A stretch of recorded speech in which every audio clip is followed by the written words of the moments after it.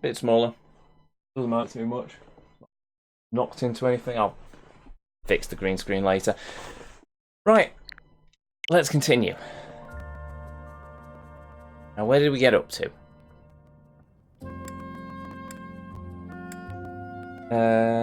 How did you know I was here? I thought you might be hiding? You know me too well. That's exactly what I was about to do. Oh, right. Autumn. Once I got to thinking about the war being over, a lot of my old fears started to return. I'm afraid to go home. Afraid to see my parents. I don't know what to do. Please help me. Come with me. Wait. Oh, come with where me. Are we going? Just don't make me go. And yet you follow anyway. The Goddess Tower. What are we doing here? This is it. We're all alone. The perfect time. You're going to kill me, aren't you? I'd never do that. All right, I've made my peace, and for what it's worth, I'm glad it's... Wait, you wouldn't? No! Of course you wouldn't. I'm not even worth killing, am I? I knew it all along. I'll go lock myself away now.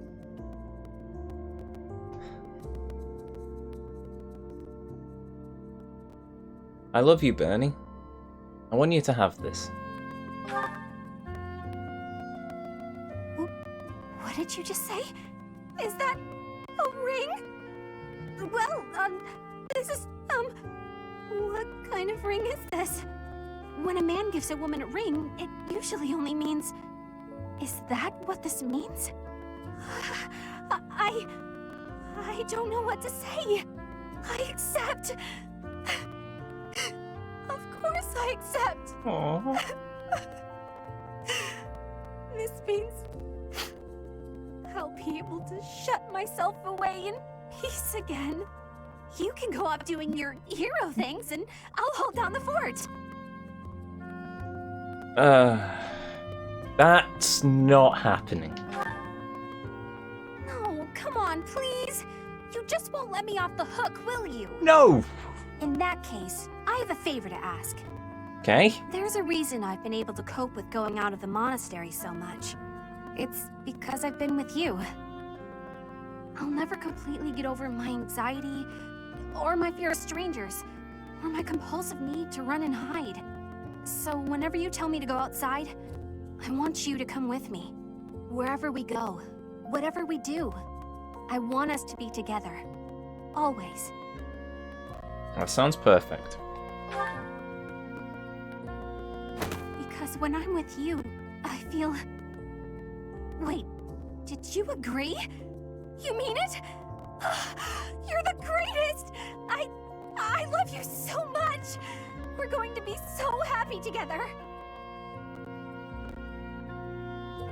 Oh, I think Bernie might be slightly crazy, but then again, so am I, so, eh.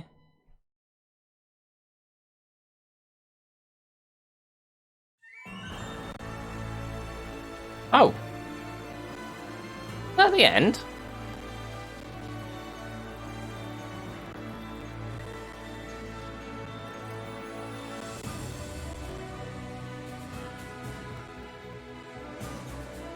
It's a bit disappointing.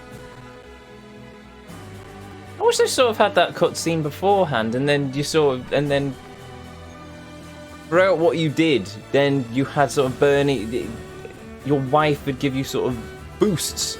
I'd say boosts, but you know, sort of, they get stats boosts if they're with you in battle, but did I seriously just go for 10 minutes, BRB for 20 minutes only to come back for the end credits to roll?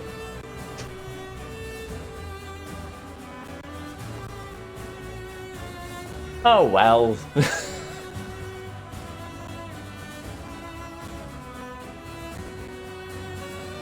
don't know. Can't help but feel that there should have been more. I mean, what about Edelgard's uncle? What about all the stuff about the snakes that slither in the shadows? The war's over, but what about What about Claude? He said, oh, well, I'll come back. Well, where is he then? I wonder if there's a secret ending if you play through all the main stories?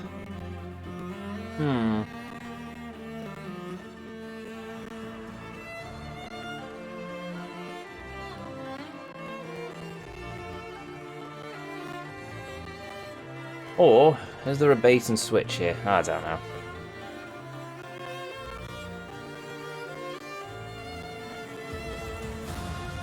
I mean, it feels like the story's only just begun.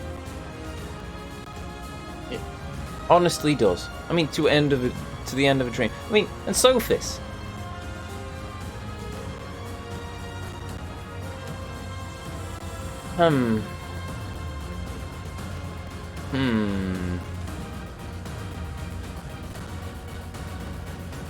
Mercedes left home and opened a small orphanage in the Fargus region with her mother.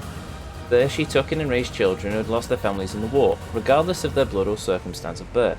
It is said that the town which grew around the orphanage, the children never failed to smile. Scholar of Misfortune. Lysithea returned home to help her parents to restore their family land. Years later, when the end of their hard work was finally in sight, she relinquished Holy Odil's claim to nobility, ceding the territory to a nearby lord. Shortly thereafter, she and her family disappeared into obscurity. Manuela left Garreg Mach to build her own academy in a small war-torn town. There she contributed heavily to the rebuilding effort while teaching future generations the necessary skills of survival. Though she never married or had children of her own, she spent the last years of her life happily devoted to her students. That's quite sad, to a degree. Marianne returned home to a hero's welcome. The people praised her talent and acknowledged her as a saviour of Fodland. Her adopted father groomed her as his successor, teaching her the power of words and weapons. By the time she claimed inheritance, she transformed into one of Fodland's most skilled orators. Ash, Arrow of Justice. After the war, Ash was formally knighted and appointed the new head of House Gaspard, which had no successors. His warm, sincere attitude towards his subjects was praised all over Fodland. Ash was finally recognised as the ideal knight he always hoped to be. His deeds live on in countless tales. Raphael, the Beast of Leicester. Raphael returned to his hometown to serve his liege lord as a knight. After years of loyal service, he resigned his duty to devote his attention to the inn that his grandfather insisted open during his time away. Eventually, he became the inn's propagator and developed a reputation for astonishingly good cuisine. Annette returned to her hometown of Ferdiad, where she took up a teaching position in the Royal School of Sorcery. She was a gifted instructor, and many of her students went on to become world-renowned sages. Though her talent for teaching was remarkable in its own right, she was perhaps the best remembered for her effortless securing of trust and respect of her many students, as was inspired by all who living in the surrounding towns. Hanneman, father of Crestology. Though Fodland had changed, Hanneman's goal remained unwavering, to determine the workings of the crest and to do away with inequality caused by them. To that end, his research resulted in magical tools that could be used without the aid of crests. This proved to be another worthwhile discovery by the father of Crestology. Worldly artist Ignatz. After returning home, Ignatz persuaded his family that he should become a painter. He travelled throughout Fodland and beyond, painting beautiful landscapes and captivating portraits of the world's culture. His unique style set apart artist paradigm for generations. Blimey. Stalwart Knight Ingrid. When Galeta territory was seized, Ingrid argued strongly for the preservation of its borders. Her request was granted and she was appointed to rule. From her new position, she gave her all to ensure her people lived peaceful lives, put in years of hard work and reformed the farming practices. Her efforts bore fruit. And blah blah blah. Blimey. Even after the war's end, skirmishes continued to break out across Fodland. Bored and restless in his captivity as Duke Faradus, Felix abandoned his title, jumping the opportunity to wield a sword again. Little is known of his whereabouts thereafter, but after many years, soldiers continued to whisper rumours of a mysterious man able to deal swift death to scores of enemies. Noble of the Red Rose, Lorenz. Soon after the war, Lorenz assumed leadership over House Gloucester and joined the realm of imperial politics as a representative of the Old Alliance Lords. His political talent yielded revolutionary policy changes, many of which were practically beneficial to the common folk. Oh, particularly beneficial. Even. Sylvain. As Margrave Gutier, Sylvain devoted his life to improving relations with the people of the Serag region. With oration alone, he succeeded in helping to create a new way of life for nobles, in which relics and crests were no longer viewed necessary. Though he went down in history as an extraordinary lord, it nevertheless became customary to refer to him as something. Family man. Once the long war against those who sliver in the dark came to an end, Alois and his family moved to Remir village and lived happily as farmers. It is said that from the moment he put down his sword and picked up a hoe, he never so much as thought about turning back. The Blade Breaker 2 and Distant Archer. Leonie assumed leadership of the mercenaries formerly led by Gerald. One day she was hired to protect a noble who had been warned of a bandit attack. The warning note listed all of the noble's foul deeds, and she cited with the image of a spider, which Leonie recognised. Just as suspected, the one who came to approach the day was none other than Shamir. Leonie was happy to break her contract on the occasion and even offered Shamir a position in her company. The result was the most famous mercenary group the country had ever seen. Petra, Queen of Brigid. Petra returned to her homeland of Brigid and inherited the throne from her grandfather. As ruler, she declared independence from Fodlan and worked tirelessly to secure friendly relations with both Fodlan and Dagda. Her efforts inspired her descendants to carry the torch she lit, ensuring a future of peace and prosperity for her people. Sleepy Crest Scholar Linhart. After the war, Linhart and Caspar abandoned their noble houses to pursue a carefree journey wandering the world. They travelled to every corner of Fodland and even ventured abroad now and again. Caspar got into trouble at every turn on their travels, but Linhart was always there to begrudgingly to get him out of it. The records of their adventures were immortalised in a book by an anonymous author entitled The Thousand Roads and Seven Seas. I missed that last bit. Ferdinand and Dorothea. After officially becoming the new Duke Aiger, Ferdinand set about reforming his territory. Thanks to the wisdom of his wife, Dorothea, Ferdinand's politics were of massive benefit to the common folk and brought about a swift recovery.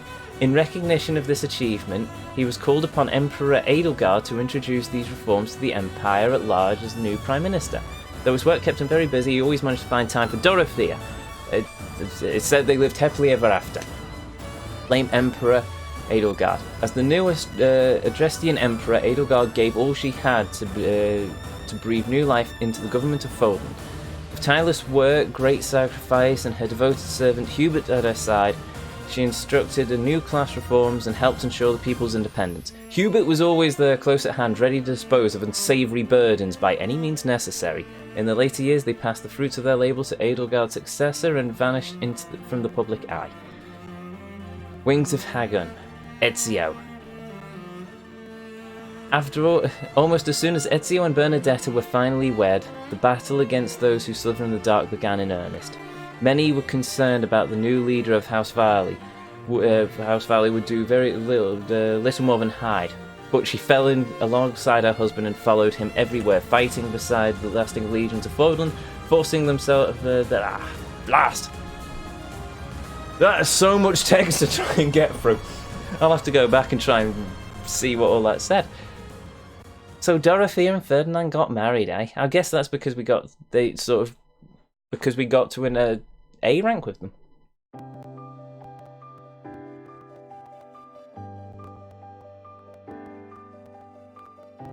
With that, we are at the end. We finished Fire Emblem Three Houses. Or at least the Black Eagles run. I know there's more story paths to take, but as far as I'm concerned, this is the path I chose. and I'm happy to stick with it. Maybe I'll come back to this game one day, but after 100 hours, 100 plus hours, you know, no. After all the cutscenes I saw, I'm not entirely sure I could bring myself to kill Edelgard.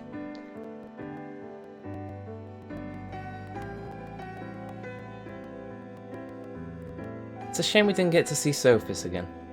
But I'm wondering what would have happened if we'd said we'd marry Sophus. Don't know.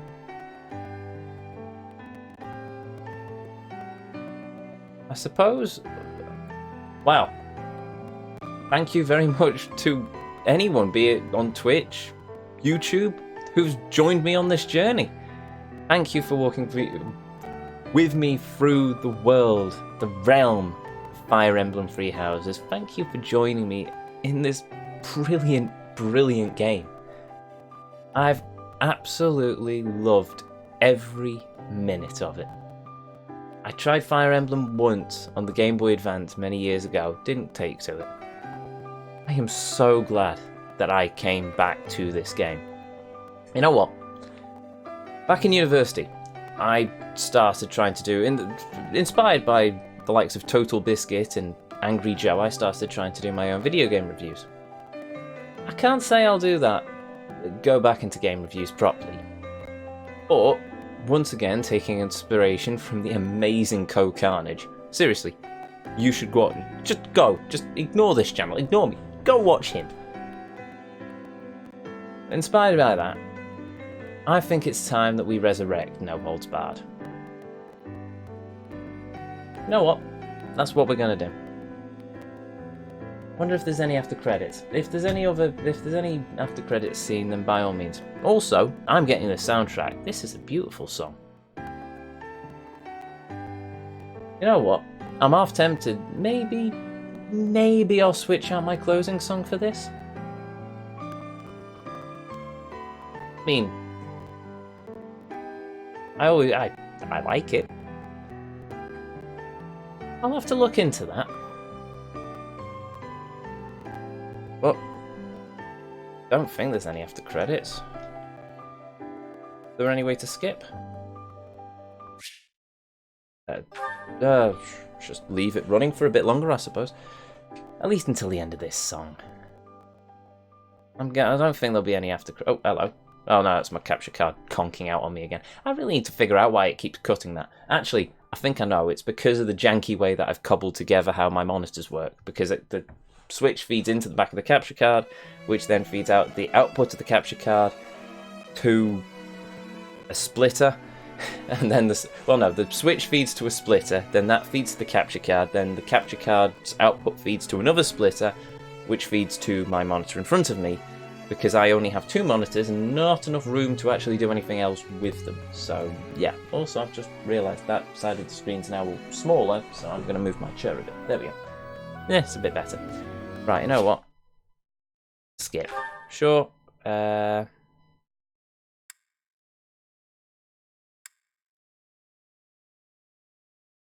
Yes?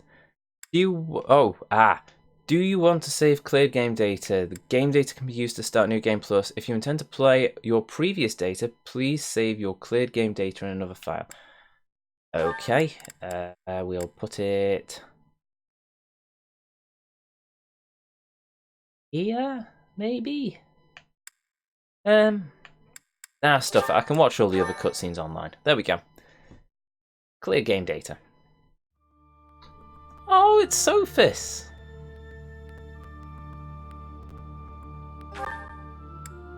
Extras. I wonder. Music library. Movie gallery? Seasons of Warfare. A World Harmonious. Ah! Okay, that's the final. I'm guessing these are all the Awakening. A trap? Wait. So, Girl on the Throne, Revenge. Blimey. So, there's not really much after the time skip then in terms of cutscenes. Huh. I've missed a lot of content, I think. I wonder what the true ending is.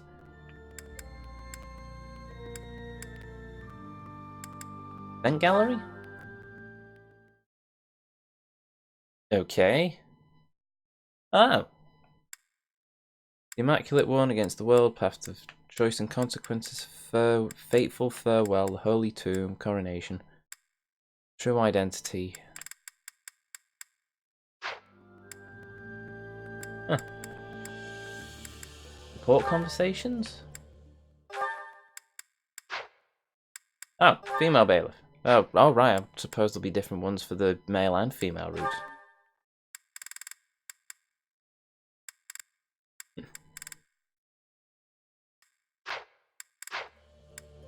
Voiceover language, wipe data, event gallery. I don't know. You know what? Out of curiosity, let's consult the... Oh, that's the... Ah, there we go. Let's consult the Oracle one last time. I'm curious, what's the true ending?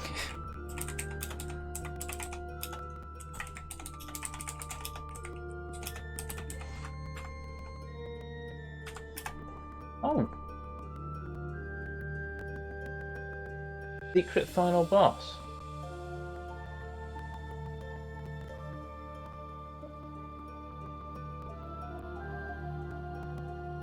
What to do after beating the main story.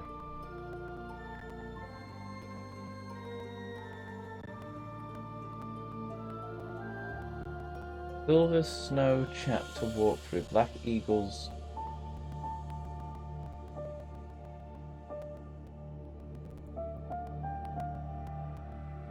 Hold on.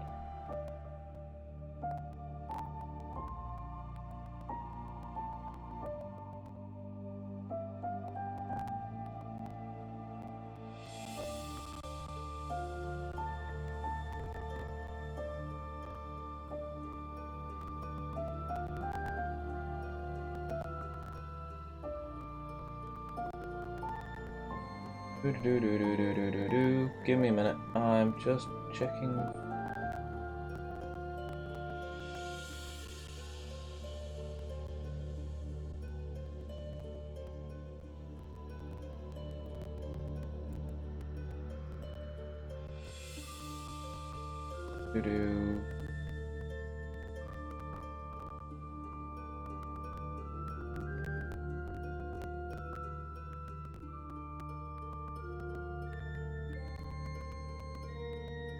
Oh.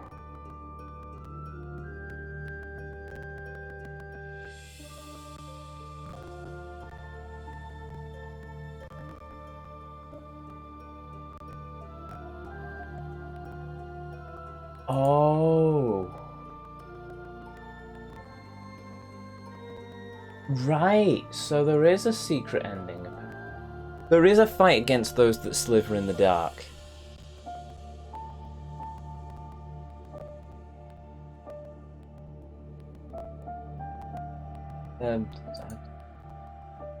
Oh, go away, cookies. You social link Edelgard up to at least C rank and comes exploring the monastery.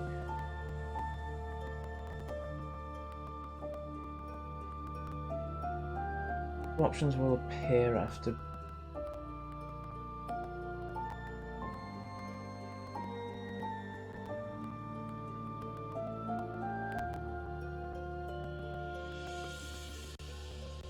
Give you the options to plant Edelgard and become the Emperor's wife.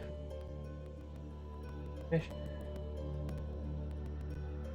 Oh. Oh. Oh. We unlocked that. That was not. It was okay. Right. So. It was. Hold on. You know what? Let's switch back over. Right, so that was the secret. It was a sort of secret fourth route because we got to at least C rank with Edelgard. That unlocked the option for us to protect her, which then unlocked the story path that we did to unite Fodland. Huh. I still want to see the war against those that slither in the dark, though. That would have been interesting. It would have made the game much longer, but at the same time, it would have been interesting to see the conclusion against her uncle. Well, maybe that happens in another route. Who knows? I might do some research after this. I might play this again off stream. But now, you know what? Yeah, let's do it. Let's give it a shot. Why not? We've got a bit of time. So, okay, Ezio. I think here's a good place to start. Let's see if I can figure out what to say without mucking this all up. Good evening, ladies and gentlemen. Or, I've already mucked it up. Right, let's try that again. Hello, ladies and gentlemen. Nope, that's not a good start either. What would Total Biscuit have said?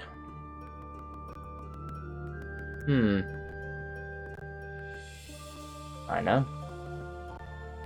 Ladies and gentlemen, welcome to the return of No Holds Barred. Welcome back, or welcome for the first time in some of these cases, to the Vortex.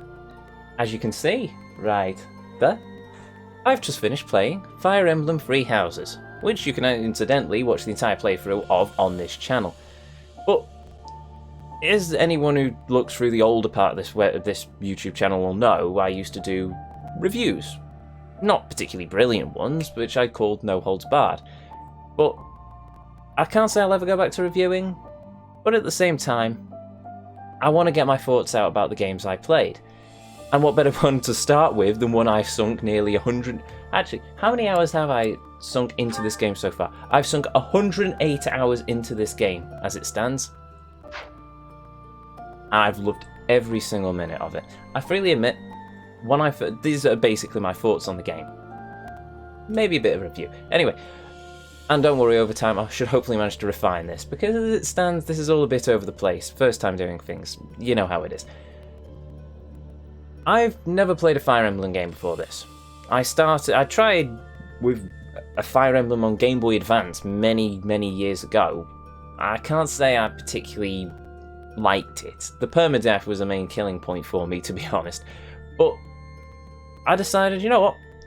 This game looks interesting. I'll go into it with an open mind. And by Jingo, I am so glad I did.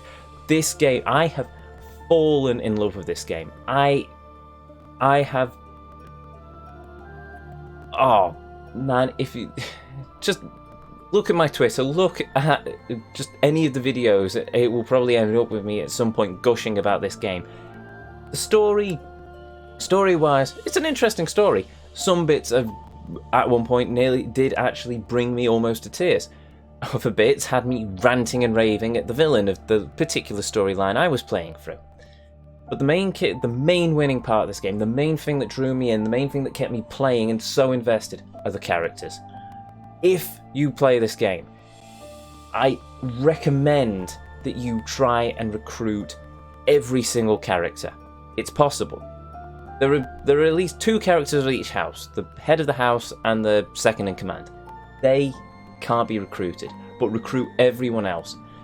And then, if you can, go into the free missions and just play and level and up their support ranks, because just the way they interact, the way they've been written together, to see their friendships either develop or even just grow wider as they progress through the story, it's just brilliant.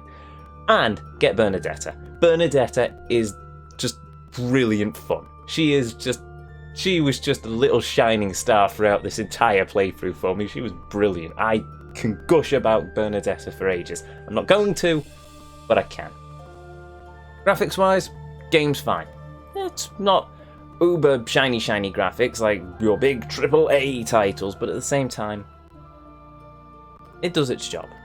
And I appreciate the art style. I love the art style. It's brilliant. It's even got me starting to try and draw in it, but that's neither here nor there. Music-wise, good soundtrack. I can't say that all of them spoke to me, but there are those, as with any game, there are always those few that just scream out for you. The music in the final battle. That music was perfect. It was beautiful, it was brilliant. The credits song I'm actually thinking of incorporating into the stream. There we go. I think that's everything. Gameplay? Gameplay? Gameplay. Oh, blimey. Did I? My webcam just crashed a bit. Anyway, gameplay. 2 types of gameplay with this. You've got your running around the monitor. It sort of makes me think of Persona 5 to a certain degree. You've got your turn-based strategy, as you would expect from a Fire Emblem game, apparently, where you have to, and the depth in that's actually more than I was expecting. You've got your different weapon choices, you've got your degradation of weapon durabilities, you've got classes, you've got your combat actions, which are extra strong attacks that you can use at the cost of durability of your weapons. You've got normal passive abilities, and you even have a reverse time mechanic thanks to this little gremlin who's currently asleep on the throne over my shoulder. You've got a bit of online play, at least in terms of the recon, where you can talk to people and you basically send a scout out who can sell items and get you a bit of gold, and in turn other people do that, so they come to your game, and a bit like merchants. An interesting mechanic, one that I think the game could have probably gone without. It didn't add anything to the game, didn't really take too much away from it, so it was a nice thing to have in the background, but I can't say it was particularly critical. Then, as you've got the other half of the game, which is running around the Garrick Mock Monastery, where you can interact with your students, improve your support, get to know them, recruit new students, and just generally increase your stats as you go along. If you're like me, I'd also recommend on your days off, you have a choice of exploring the monastery. You can also go into battles. I'd recommend going into battles and just constantly and just playing over and over again the free battle. Not only does it net you a lot of gold, it nets you a lot of levels, and it most importantly nets you a lot of support ranks, which unlocks the cutscenes where you get to just see all these characters get to know each other and interact. And I think that's it. I must apologise. Probably not my best of efforts, but it's been a good few years, about 5 years since I last tried to review a game, and it's most certainly the first time I've ever done one of these thought videos. Here's hoping there's more to come, and here's hoping that over time, like anything, they'll get better and better. Thank you all very much for watching, and until our paths next cross again, I'll see you all next time. And scene. Marvellous. Right, and with that, ladies and gentlemen, I'm afraid the time has come for me to go my way as you go yours. But hey, once again, thank you for joining me. Thank you for walking through the Vortex with me. Thank you for sitting with me, travelling with me through this amazing, amazing game. I'm gonna miss it. I'm genuinely going to miss this game. Maybe I'll come back to this world one day, and maybe you can all come along with me. Hopefully you do. But with that said and done, if you're new here, hi, I'm Ezio. It's a pleasure to meet you. If you enjoyed what you saw, I'd really appreciate if you hit that follow button, but the decision will always be yours. If you've ever missed a stream, if you ever want to catch up with the full playthrough of this game, then the link to the YouTube archive is down below. I upload to the archive every Monday, Wednesday and Friday. Hey, and I stream here live every Tuesday and Thursday at 7 o'clock British Summer Time, and every 2 o'clock every Saturday British Summer Time. Apart from this Saturday, I'm off to meet some relatives up by the Scottish border, so no stream in the afternoon. But I will be endeavouring to get on the evening, because on Saturday we start our next journey. So be here at 7 o'clock on Saturday, British Summer Time, as we set forth into the realms of the outer worlds. Oh yes, it's gonna be good.